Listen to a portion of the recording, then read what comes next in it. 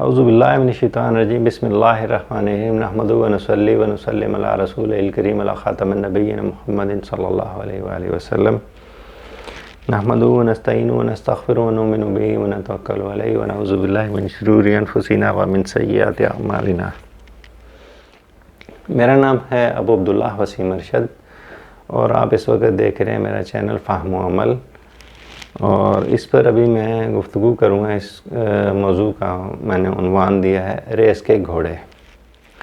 Race کے گھوڑے، اس کا عنوان دینے کا مقصد یہ ہے کہ ہماری زندگی جو ہے وہ ایک ریس کے گھوڑے کی طرح بنی ہوئی ہے کہ ہم لوگ ایک دوڑ میں لگے ہوئے ہیں، اور وہ دوڑ کیا ہے؟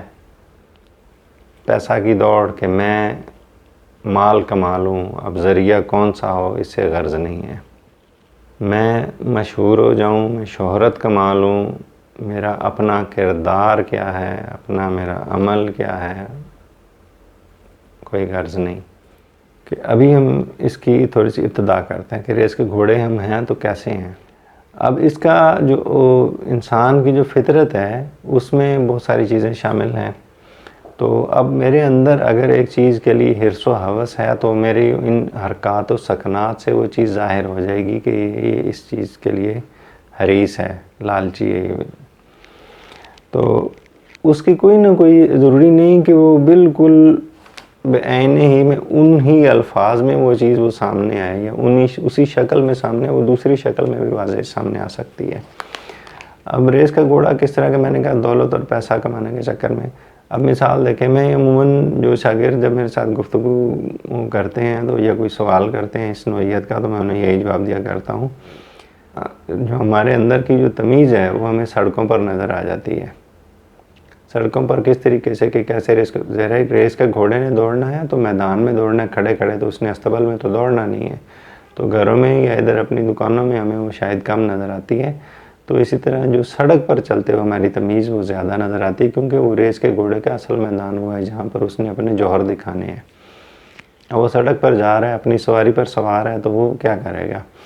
فرض کریں کہ اگر وہ موٹر سائیکل پر ہے تو موٹر سائیکل ایسے چلائے گا کہ دوسروں کا راستہ کاٹے گا، ان کا حق مارتا وہ بھی ان سے آگے نکلے گا۔ جا رہا ہے، جاتے کبھی ادھر درمیان سے، بس میں نکل جاؤں، باقی جائیں جدھر مرضی، بے شک پیچھے کسی کو ٹکر لگتی ہے، کچھ بھی ہوتا ہے۔ اب آگے راستہ بند ہے، کوئی آ گیا ان کا کھڑا پیچھے پی پی پی پی ہارن بجا کے ان کے کان کھائے گا، بھائی میں نے نکلنا ہے، تم آگے سے ہٹ جاؤ، تو ان کو روندتا ہوا جائے گا۔ اب ایک بڑی گاڑی والا ہے، وہ چھوٹی گاڑی والے کو روندے گا، چھوٹی گاڑی والا اپنے چھوٹے سے گاڑی کو روندے گا، وہ آئے گا وہ موٹر سائیکل والے کو روندے گا، موٹر سائیکل والا سائیکل والے کو، سائیکل والا پیدل والے کے اوپر روندتا ہوا جائے گا۔ جو وہ پیدل جا رہا ہے اس نے بھی اپنا غصہ نکالنا، وہ جاتا جاتا کسی چیز کو ٹھڈا مار کے سائڈ پہ کرے گا، اپنا غصہ ادھر اتارے گا۔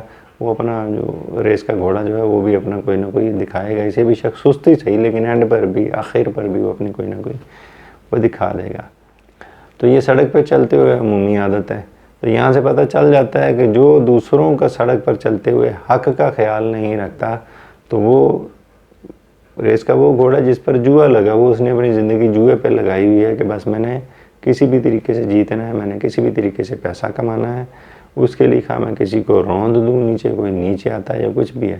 اب اس میں نہایت افسوس کی بات یہ ہے کہ وہ لوگ جو کہ کسی مسجد کے خطیب ہیں، کسی مسجد کا امام ہے، ان کے بچے بھی یہی حرکت کرتے ہوئے نظر آتے ہیں۔ تربیت سے وہ اس بارے میں وہ بھی خالی ہیں۔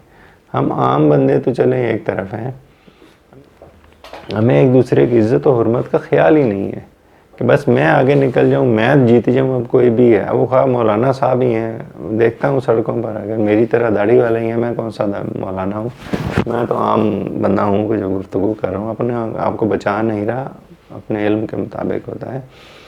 علامہ مولانا ذرا وہ درجہ ہوتا ہے جو صحیح دین کی تعلیم رکھتا ہے۔ میں تو بالکل آ رہی ہوں اس چیز سے، میں تو نیا ہوں، اور میں خود کو نو مسلم کہا کرتا ہوں کہ میرا جتنا دین کے بارے میں علم ہے اس حساب سے۔ تو بات میں کر رہا تھا کہ بے شک وہ مولانا صاحب ہیں، وہ بھی جا رہے ہیں اپنی، ان کے پاس بھی جناب بڑی بائک ہے، تو وہ جا رہے ہیں، انہوں نے نہیں دیکھنا کہ بھئی یہ راستہ ہے، پہلے ادھر کا اس کا حق ہے یا اس کا حق ہے، بس میں نکل جاؤں۔ وہ جا رہے ہیں، پیچھے بے شک ٹکرے مار کے لوگ آپس میں پڑے ہوں، مولانا صاحب کو کوئی پرواہ نہیں، وہ جا رہے ہیں۔ ان کے بچے اگر ہیں کسی کا بھی اسی طرح مولانا صاحب کا، ان کو بھی دیا ہو تو بچے بھی یہی حال کر رہے ہیں. ہم عام لوگوں کی تو کیا ہی بات ہے نا، ہم تو ان سے بھی 4 ہاتھ آ گئے ہیں. وہ تو چلیں پھر بھی کسی جگہ پہ شاید انہیں حیا آ جائے، پتہ چل جائے کہ میں یہ غلط حرکت کر گیا ہوں. اسی طرح ہم دوسری عمومی زندگی میں چلیں گے تو سڑک پر تو جو اس کی مثال ہم نے اپنے آپ کا جو کردار سے پیش کرنی تھی کہ میرے اس کا گھوڑا وہ تو کر دی. عمومی زندگی میں کیا ہے؟ عمومی زندگی میں یہ ہے کہ ایک کام اگر مجھے آتا ہے تو وہ یہ دوسرا یہ نہ میرے سے آگے نکل جائے، بس اس کو دباؤ کسی طریقے سے. کاروبار والے ہیں، کوئی دکان والا مثال ہے، ایک دکان والا دکان اپنی اس کی چل رہی ہے، ساتھ ہی اسی جیسا کوئی دوسرا آگے بیٹھ گیا تو وہ 100 جتن کرے گا کہ بس یہ یہاں سے اس کی دکانداری کامیاب نہ ہو. تو بھائی رزق دینے والی اللہ کی ذات ہے. اگر میرا یہ ایمان ہے کہ اللہ سبحانہ و تعالیٰ نے میرے حصے میں جو رزق لکھا ہوا ہے اس کا کوئی ایک ذرہ بھی کوئی دوسرا نہیں چھین سکتا. بے شک وہ جادو کر لے، ٹونے کر لے، کچھ کر لے، کوئی بھی میرے حصے کا رزق کا ایک ذرہ نہیں چھین سکتا. تو وہ ساتھ میں آ کے بیٹھنے والا تمہارا رزق کیسے چھین لے گا، تمہارا روزگار کیسے چھین لے گا؟ اللہ نے اسے بھی دینا ہے، تمہیں بھی دینا ہے. اور جب ساتھ میں اس طرح کوئی بیٹھتا ہے، میں ایک ہاتھ سے کام کر رہا ہوں تو مجھ سے وہ کام کی وہ طاقت نہیں ہوگی. یہ آپ اکیلے ہیں. یہ جب دوسرا ہاتھ میرا ساتھ ملے گا تو تب جو ہے میں پوری زور سے وہ کام کروں گا. وہ ساتھ میں جو آگے بیٹھا وہ تمہارا دوسرا ہاتھ ہے در حقیقت، اسے سمجھو. وہ تمہارا رزق کمانے میں تمہارے وہ مددگار ہے. اب مثال ہے کہ کس طرح تمہارا مددگار ہے. کوئی شخص تمہارے پاس چیز لینے کے لیے آیا، تمہارے پاس وہ نہیں ہے، تمہیں معلوم ہے ساتھ والے کے پاس موجود ہے، تو تم اس سے حسد کرنے کی بجائے اس کی مددگار بنو. تمہیں معلوم ہے اس کے پاس ہے، اب گاہک کو کہہ دو کہ بھائی اس کے پاس موجود ہے، آپ اس سے لے لیں، یا اس سے کہیں ٹھیک ہے جی میں ابھی لا دیتا ہوں، آپ تشریف رکھیں. گاہک کو انتظار کروائیں، جائیں ساتھ والے سے لیں، اس کو دے دیں.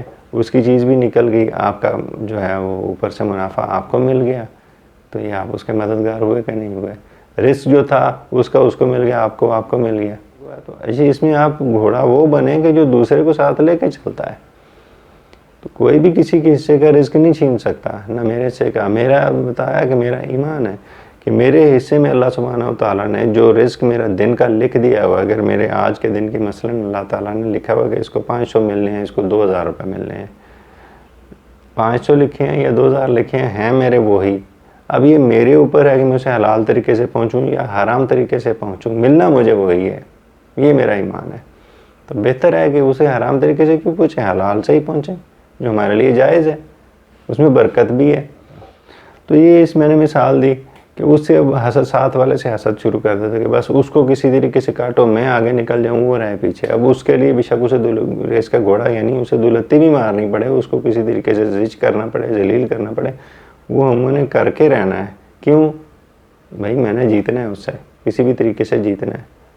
تو کیوں اس حوث کے پیچھے دوسروں کی عزت اپنے ساتھیوں کی پامال کرتے ہو؟